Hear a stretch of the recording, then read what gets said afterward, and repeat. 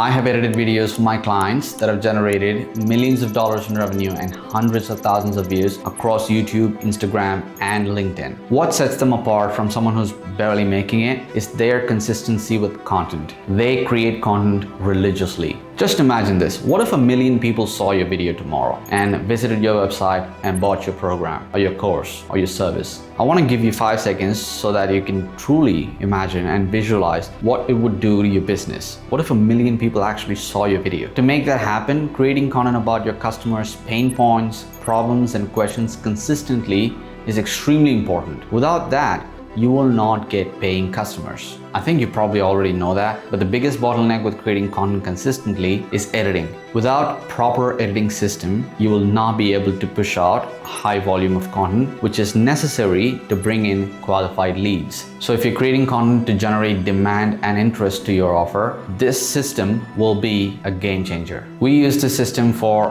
all of our clients in our company, so I'm gonna give it to you completely for free. The reason why I call it a Toyota's editing system is because I got inspired by the Toyota production system, their assembly line system. That's what inspired me to create this for our company. To help you understand what Toyota production is all about, its aim is to eliminate waste or reduce waste so that it can improve quality, increase lead time, and reduce costs. That's the purpose of Toyota's production system. And applying that to our editing system will increase lead time, which is turnaround time for videos, reduce costs, and increase quality. So here's my assembly line video editing system to produce high volume of content with high quality in no time. So video editing has 5 hidden layers, and that's what the assembly line is all about. The first layer is the prep. The second layer is the cut. The third layer is the edit. The fourth layer is the sound design, and the fifth and final layer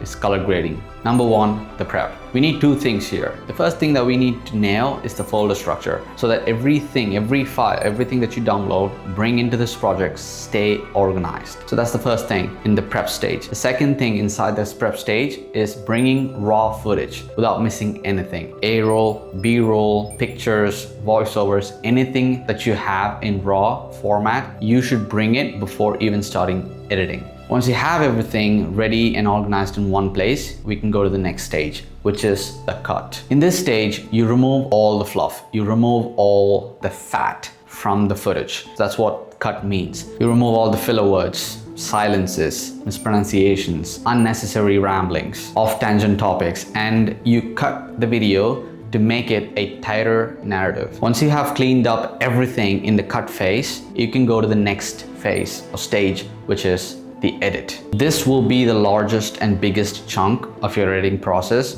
because this is where it gets interesting, because you will have to do 6 to 7 things inside this phase so that the video comes out great. Number 1, titles, subtitles, lower thirds, and any pull quote, meaning you pull a quote directly from the speaker. Anything that has to do with phrases or re-emphasizing what the speaker has already told, it comes in the first thing, in the first step. The second step is adding B-rolls. So you go to copyright-free stock websites, you pick good B-rolls that align or better explain what the speaker is talking about. That's B-roll. And transition. So whenever you transition to a B-roll or an animation, you have to use transition. These are effects that we use so that the transition feels smooth. Fourth, we do motion graphics animation. Why do we do that? Because we have to showcase figures, concepts, and frameworks in a much easier to understand fashion. So that's why we use motion graphics to explain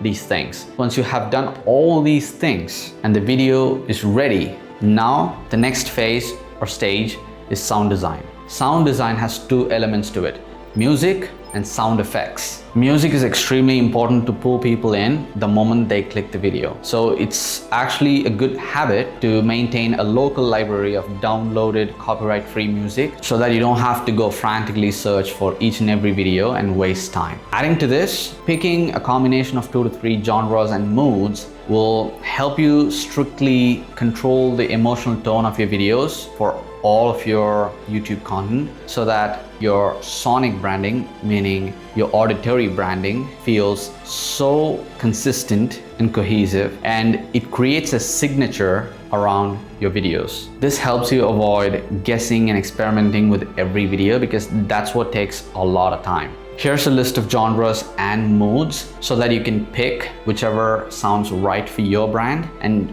stick to it. Once you pick the right combination, you can pretty much stay consistent with that, and it will soon create a cohesive signature sound for all of your videos that people will instantly recognize and resonate. And it'll also make you unique and stand out from the crowd. Now, let's talk about sound effects. Sound effects give life to all the movements, ambience, atmosphere, reaction between two elements, and motion graphic and animation. Without sound effects, your videos will sound lifeless. Having a repository or repeatable library of sound effects will help you save a ton of time and apply them instantly to all of your videos. And here's the important thing. Knowing the names of the right sound effects is extremely crucial because it's that one factor that no one talks about, but it will make a huge difference. It'll make or break your videos. So I have compiled all the necessary sound effects and more so that you don't have to do the guesswork. Here's a list of sound effects that we frequently use across our company. I have made this resource for my clients and our internal purpose, but I'm giving it to you for completely free. It's in the description. You don't have to opt in or do anything. It's completely for free.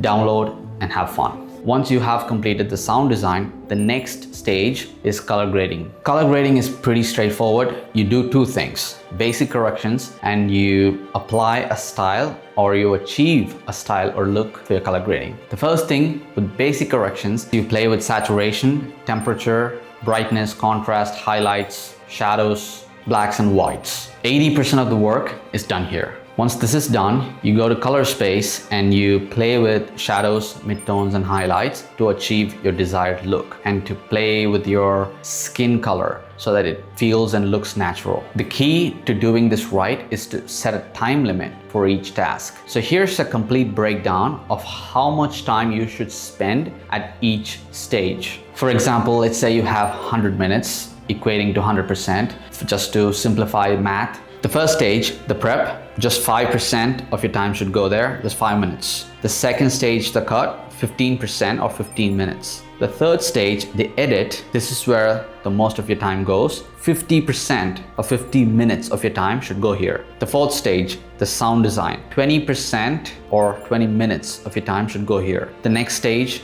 the color grade, 10% or 10 minutes of your remaining time should go here. So there you go. This is the exact system that we follow for all of our clients to produce a high volume of videos without sacrificing quality. I post 2 times a week on YouTube to help coaches and consultants get clients from YouTube content. If this helped you at least get one step closer to your marketing goals, I insist you to subscribe for your benefit, because I'm gonna bring a lot of fresh insights about B2B and B2C content marketing, because there's a lot of fluff and confusion around this topic. So I'm doing this actively for my brand. So I'm gonna share all the insights, and I'm also gonna share all the stories of my clients so that you can learn and apply all the mistakes and all the lessons that I've learned for your business. With that being said, see you on the next one.